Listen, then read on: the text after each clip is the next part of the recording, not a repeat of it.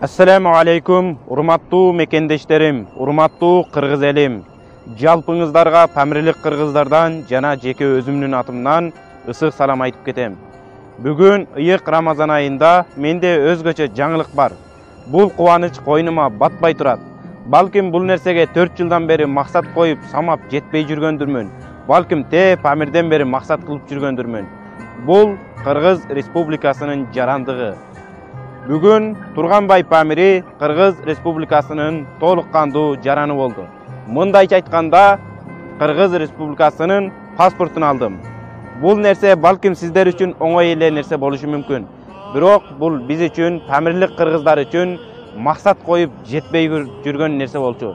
2017 жылы экс-президент Алмазбек Атамбаевдин демилгеси менен өз мекенибизге билим алуу максатында көчүп келдик. 2018 жана 2019 жылдары экс-президент Сооронбай Жээнбековдун учурунда үйлүү болдук. Жана азыркы учурдагы президентибиз Садыр Нуркожоевичтин демилгеси менен мына бүгүнкү күндө бардык Памирлик кыргыздар кыргыз жарандыгын алып отурабыз. Урматтуу Садыр Нуркожоевич, сизге Памирлик кыргыздардын атынан жана жеке өзүмдүн атымдан ыраазычылык билдиребиз.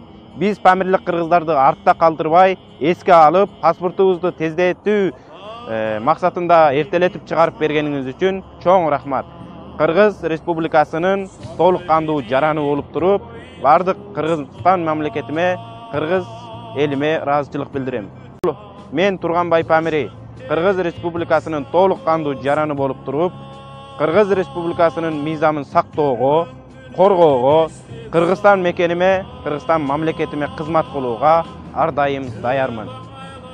Бул паспорт жакын учурларда мага көптөгөн мүмкүнчүлүктөр түзүп берет.